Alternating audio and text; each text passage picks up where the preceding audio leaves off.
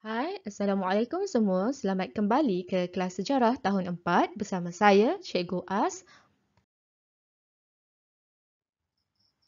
Untuk topik hari ini, kita masih lagi di unit 1, mengenali sejarah. Jadi kita lihat apakah fokus untuk kita capai pada hari ini. Fokus yang pertama adalah menyatakan kepentingan mempelajari sejarah.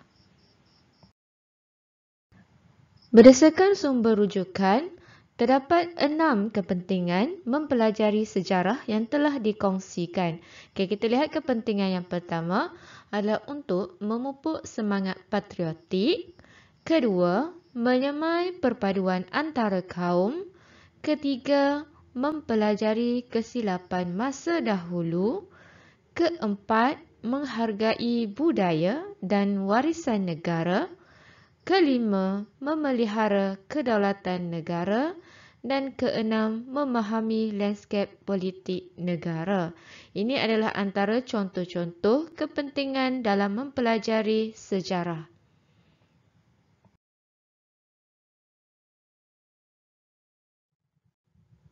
Fokus kedua kita adalah untuk menerangkan kepentingan mengambil iktibar daripada peristiwa lalu. Berdasarkan sumber yang dirujuk, dikongsikan kepada kita 4 kepentingan dalam mengambil iktibar tentang peristiwa sejarah yang lalu. Kepentingan yang pertama, kita dapat membuat penilaian, mengetahui kepentingan sesuatu peristiwa, sebab serta akibatnya.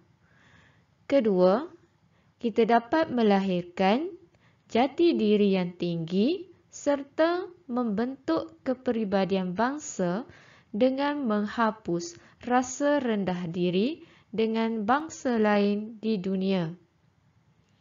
Ketiga, sejarah banyak mengajar kita sikap berhati-hati supaya kesilapan masa lalu tidak akan berulang lagi. Dan yang terakhir yang dikongsi adalah menghargai jasa dan usaha pemimpin negara sama ada pemimpin masa lalu atau masa kini. Oleh itu, generasi masa kini dapat merangka wawasan masa depan dengan lebih yakin dalam usaha mempertahankan kedaulatan negara dan memajukan negara dalam semua bidang. Itu adalah kepentingan mengambil iktibar daripada sesuatu peristiwa sejarah, agar peristiwa itu menjadi pedoman dan panduan kepada kita. Fokus yang ketiga adalah menjelaskan kepentingan meraihkan sesuatu peristiwa sejarah negara.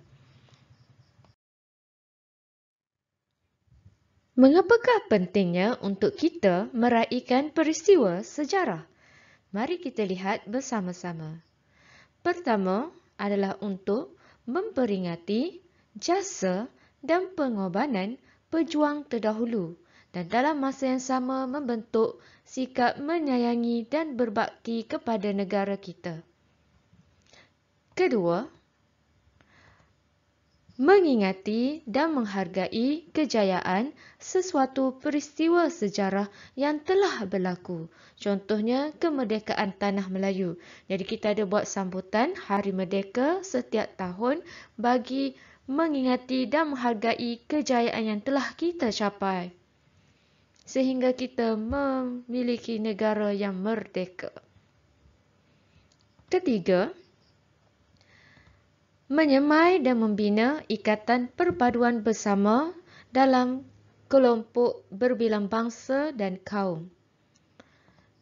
Keempat, berupaya untuk membina semangat patriotik dan cintakan negara.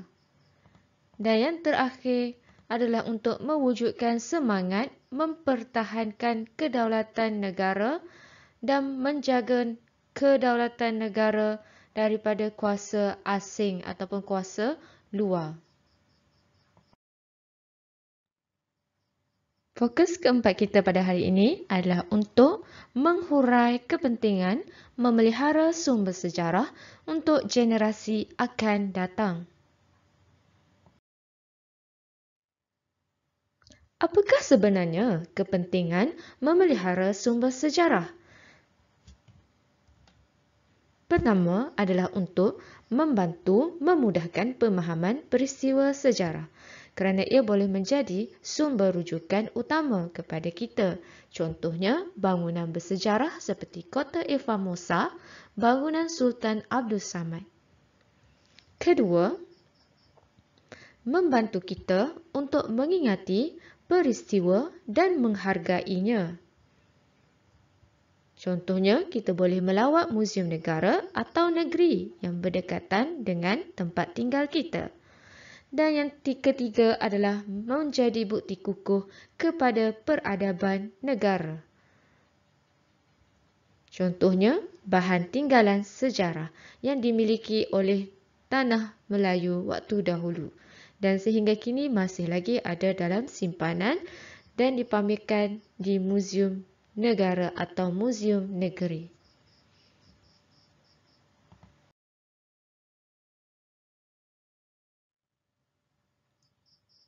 Secara ringkasnya, pada hari ini kita telah melihat kepentingan mempelajari sejarah, kepentingan mengambil iktibar daripada peristiwa lalu, ketiga, kita melihat kepentingan untuk meraihkan sesuatu peristiwa sejarah.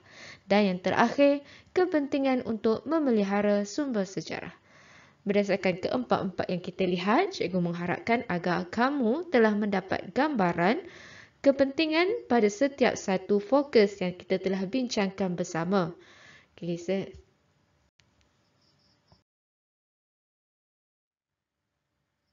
Setakat ini sahaja pembelajaran kita pada hari ini. InsyaAllah sehingga berjumpa lagi pada sesi pembelajaran seterusnya. Assalamualaikum.